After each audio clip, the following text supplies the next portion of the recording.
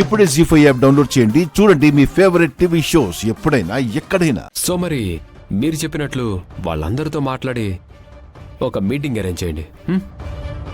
అన్నీ ప్రిపేర్ చేసిన తర్వాత నాకు ఇన్ఫర్మేషన్ ఇస్తే నేను వెంటనే స్టార్ట్ అయిపోతాను. Okay, thank you so much. Thank you sir. Have a lovely week. Thank you sir. Thanks a lot. Thank you sir. Yeah, see you. Bye sir. Thank you so much. Bye sir. Please. Thank you sir. Bye sir. ఏంటి sir ఇది? ఎవరికి పడితే వాళ్ళకి room ఇచ్చేయడమేనా? అనవసరంగా మన హోటల్కి ఉన్న పేరు పోతుంది సార్. ఏమైందిరా? ఏమైందని చిన్నగా అడుగుతారేంటి సార్? వాడెవడో ఒక అమ్మాయిని తీసుకొచ్చి గదిలో తీసుకెళ్ళి అమ్మాయిని చాలా ఇబ్బంది పెడుతున్నాడు సార్. ఎక్స్క్యూజ్ మీ, ఎవరి గురించి మీరు మాట్లాడుతున్నారు? ఇంతకుముందు ఒక జంట వెళ్ళారు సార్. అంటే జీన్ షర్ట్, వైట్ చుడీదార్ వేసుకుని వాళ్ళ గురించేనా? అవును సార్, వాళ్ళే.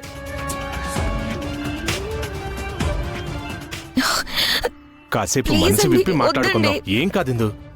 Room number 105. 105.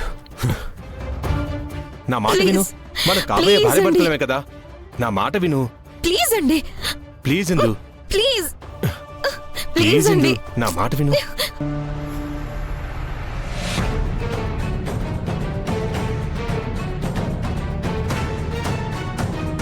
నువ్వు కూడా అలా అంటే ఎలా? నా మాట వినండి మన ఇద్దరం ప్లీజ్. ఎలాగో పెళ్లి చేసుకోబోతున్నాం కదా. ఇందు, వద్దండి. ప్లీజ్ ఇందు.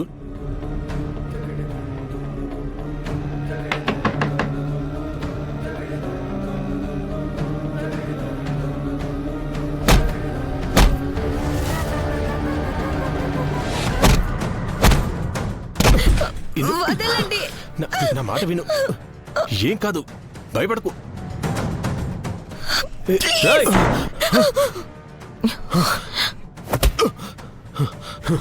ఎంత ధైర్యం రా నీకు! తనని హోటల్కి తీసుకొచ్చిందే కాకుండా బలవంతం చేయాలని చూస్తావా? ఎవడ్రా అడగడానికి?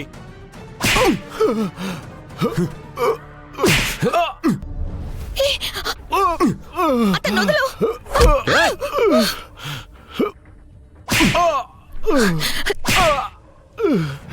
ఏయ్, అలా కొడతావేంటి?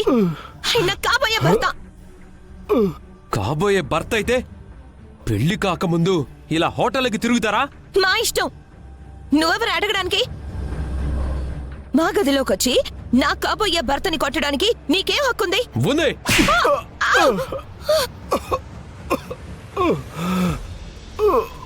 తప్పులు చేస్తూ హక్కుల గురించి మాట్లాడే హక్కు నీకు లేదు. గొప్పింట్లో పుట్టావు, పద్ధతిగా ఉండడం నేర్చుకో. ఇక్కడ ఏదైనా తప్పు జరిగితే జీవితాంతం ఏడవాల్సింది వాడు కాదు, నువ్వు. ఇంకొకసారి ఇలా పిచ్చి పిచ్చిగా తిరుగుతూ కనిపించారంటే